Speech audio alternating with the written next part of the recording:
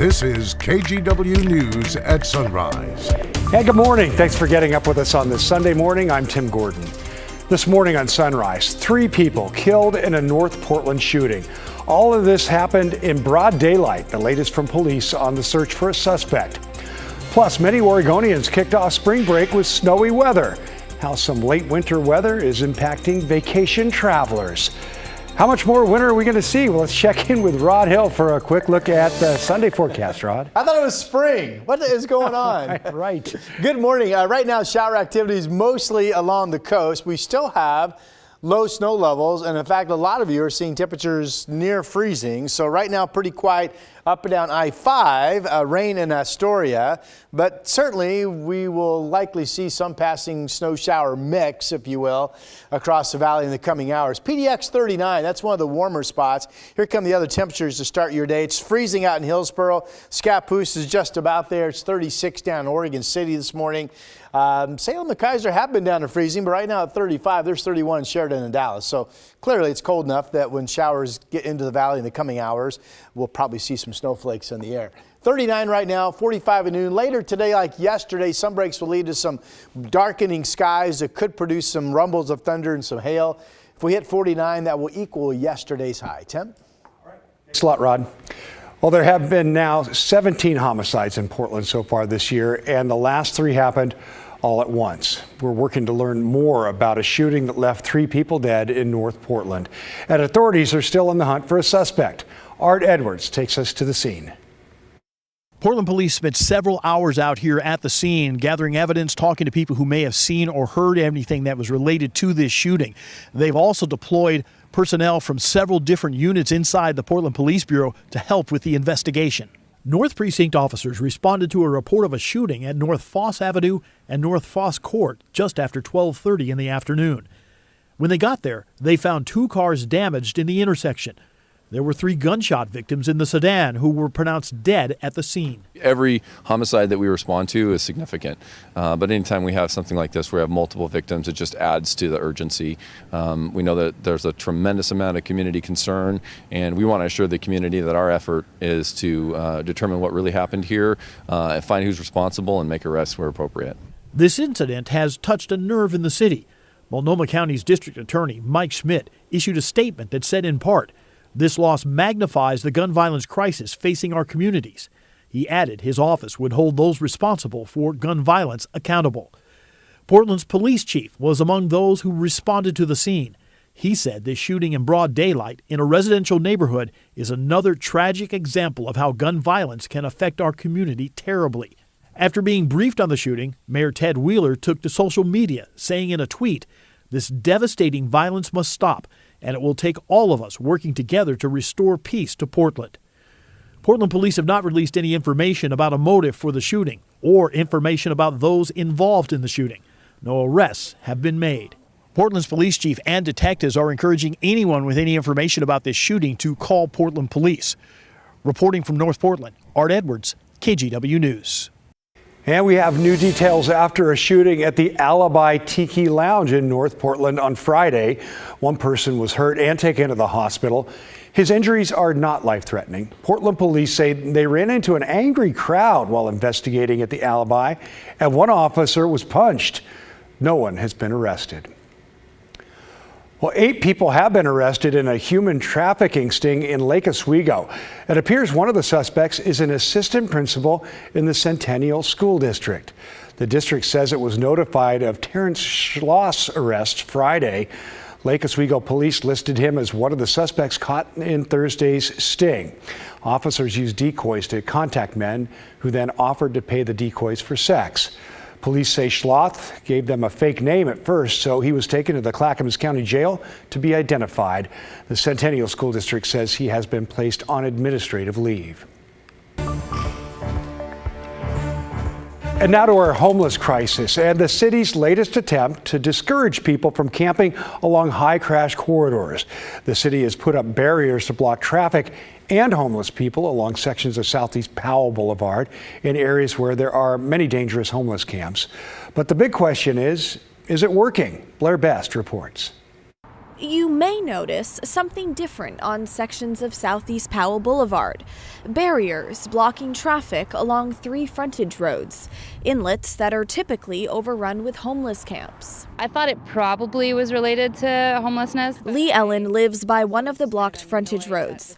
These barriers are the city's latest attempt to stop homeless people from camping along high-crash corridors that are particularly hazardous. They're also meant to deter traffic.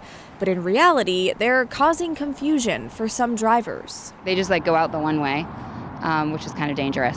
Well, I think it's a step in the right direction. A lot more needs to be done. Dan Sprower owns an apartment building off one of the frontage roads that used to be filled with homeless camps. Screaming, defecation, public defecation where you can see it, not even in the bushes, needles. That camp was cleared prior to the barriers, which have since been pushed over. Obviously, there's so much to be done. While the barriers seem to be working along certain parts of Southeast Powell where it's deterring traffic in homeless camps, if you come a few streets up, like here off Southeast 74th, you see it's filled with campers and RVs. And if you look this way, you'll see that there's a memorial and some flowers set up. Now that's where a homeless person was shot and killed about 2 weeks ago. A lot of the people that are here cannot control their situation. Kai has been homeless in Southeast for a few years and sees these frontage roads as an invitation to set up camp, regardless of the safety concerns. Because there isn't anything else here, you know what I mean? And as for the barriers, he says they're anything but a solution. If they want to be efficient about it and they want to do it in a way that it compromises for both sides, they need to find an alternative location that is safe for the people that are going there, and they need to give something to them that is clean, orderly, you know what I mean? So it sounds like you're describing what the mayor is actually looking to do. He wants to build these large designated camping sites where it's going to be clean, access to hygiene, and access to services. That would be awesome. That would be really awesome. I think that's a very intelligent idea. In Southeast Portland, Blair Best, KGW News. Well, now to something that you don't see every day, wolverines. There have been 2 confirmed sightings this week. The first was pretty close to Portland. The small bear-like animal, look at him there, was first spotted on McGuire Island by some people out fishing. Well, 2 days later, it was seen in Damascus. Yesterday morning, there was another sighting of what appears to be a wolverine and its tracks you see there in Colton. According to biologists, they are mostly found in Canada, Alaska, and even certain mountains in Oregon. They're known to roam, too, over 30 miles a day.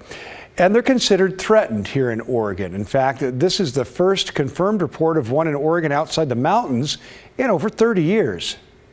It is just incredibly rare. We were very excited when this happened. There's not documented evidence of wolverines attacking people.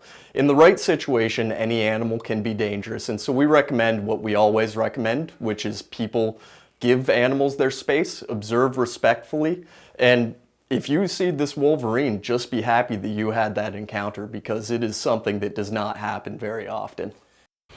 Yeah, well, if you're lucky enough to see this rare creature, do report it to the Oregon Department of Fish and Wildlife and Cascadia Wild. That will help them monitor conservation efforts. Well, Saturday, a lot of us woke up to a dusting of snow across our area, especially at the higher elevations.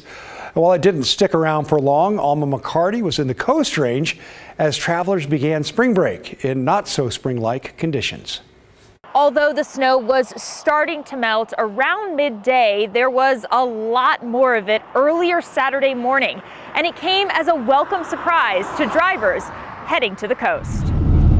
Whether the start of spring break or a quick day trip, travelers found themselves in a winter wonderland, winding their way west. We didn't check the weather, so we encountered some snow on the hill. It said it was a winter storm on our map app, but it really wasn't that bad. We did not expect there to be snow, so yeah, it's really pretty and the roads look like they're being kept well. I feel like the weather changes so much from downtown Portland to the coast that it could really be anything. I'm not completely surprised, but I'm just happy that it looks so pretty. I love all the snow on the trees. It's like a snow globe. Cloudy skies cleared, and despite some slowdowns and slush, drivers reported minimal issues. The driving there was smooth, the views were beautiful, and we can't wait to continue onto the coast. Robert Trujillo and his girlfriend, visiting from Seattle and California, arrived in Portland Friday and made the trip to Cannon Beach. I saw the sun come out, so I think it wasn't really that bad of a storm, if you could even call it a storm. He absolutely loves the snow. Kevin Leese brought his dog Frankie. Come here, Frankie. Come here, boy. To enjoy the short-lived snowfall. Oh, I was surprised. I live on Germantown Road and woke up and had probably about a half an inch of snow at my place.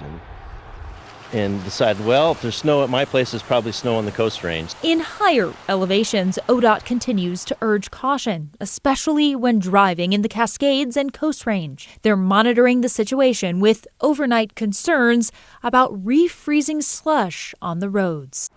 In Clatsop County, Alma McCarty, KGW News.